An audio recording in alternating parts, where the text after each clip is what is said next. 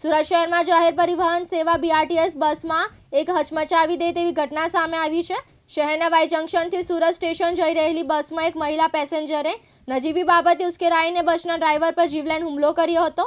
આ હુમલામાં ડ્રાઈવર લોહીલુહાણ થયો છે અને હાલ આ મામલો પોલીસ મથકે પહોંચ્યો છે।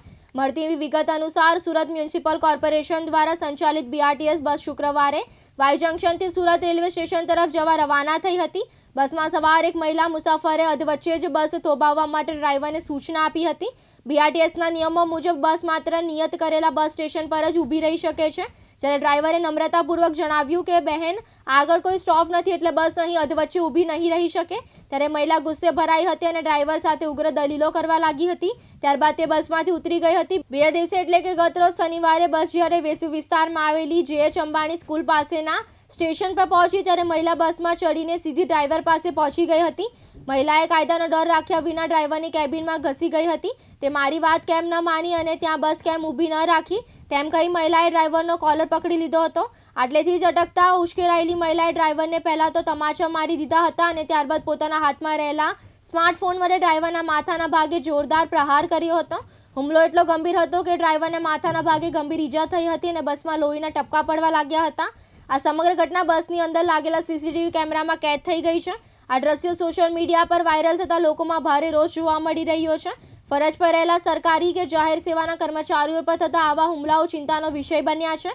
હુમલાનો ભોગ બનેલા ડ્રાઈવરને તાત્કાલિક પ્રાથમિક સારવાર આપવામાં આવી હતી। ત્યારબાદ ડ્રાઈવરે હિંમત દાખવીને આ મામલે વેસુ પોલીસ ફરિયાદ નોંધાવવાની તજવીજ હાથ ધરી છે। સુરત પોલીસના જણાવ્યા અનુસાર CCTV ફૂટેજના આધારે મહિલાની ઓળખ કરવાની પ્રક્રિયા ચાલુ છે। સરકારી કર્મચારીની ફરજમાં રૂકાવટ અને શારીરિક ઈજા પહોંચાડવા બદલ ગુનો નોંધવાની કાર્યવાહી હાથ ધરાઈ છે। આસપાસના મુસાફરોના નિવેદનો પણ લેવામાં આવશે। BRTSમાં દરરોજ લાખો લોકો મુસાફરી કરે છે। આવી ઘટનાઓને કારણે બસના ચાલકોમાં પણ અસલામતીની લાગણી જન્મી છે। અને મુસાફરોએ પણ મહિલાની આ હરકતની નિંદા કરી છે અને માંગ કરી છે કે આવી દાદાગીરી કરનારા તત્વો સામે કડકમાં કડક પગલાં લેવા જોઈએ, જેથી ભવિષ્યમાં કોઈ આવી હિંમત ન કરે। રૂટ નંબર 126ની ગ્રીનશીલ ડેપોની જે સિટી બસ છે એ સિટી બસ JH અંબાણીથી સુરત રેલવે સ્ટેશન સુધી એનું દરરોજ એનું રૂટ પર એ ચાલતી હોય છે।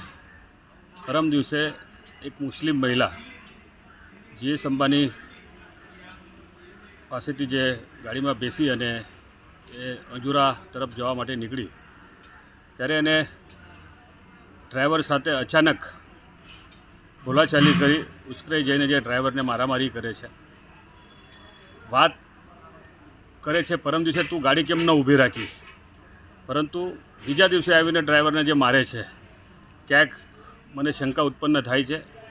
ડ્રાઈવર પણ મુસ્લિમ છે અને મહિલા પણ મુસ્લિમ છે, પરંતુ ડ્રાઈવરે આ મહિલા વિરુદ્ધમાં જે ફરિયાદ આપી છે, જ્યારે મહિલા પોલીસ સ્ટેશન આવશે એનો બી સ્ટેટમેન્ટ થશે ત્યારે સાચી હકીકત ખબર પડશે।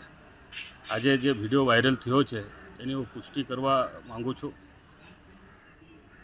અગર પેલો CCTVની અંદર જે બસમાં કેમેરો છે આ કેમેરાનો તપાસ અમે કર્યું છે, મારવાનું એની અંદર આવ્યું છે, પરંતુ બીજી કેવી બાબતનો ઝઘડો છે એમાં દેખાતું નથી।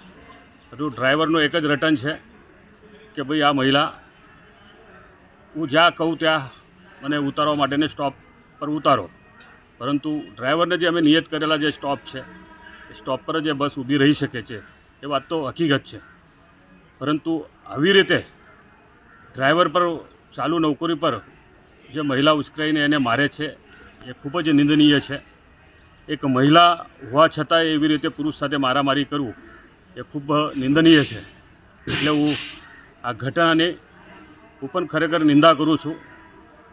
એક ડ્રાઈવર સાથે આવું વર્તન કરવું યોગ્ય નથી અને તપાસના અંતે કસૂરદાર મહિલા હોય કે ડ્રાઈવર હોય એ પોલીસ એની ઉપર કડક કાર્યવાહી કરવા માટેની અમે સૂચના આપી છે। યાસીન દારા, દિવ્યાંગ ન્યૂઝ, સુરત।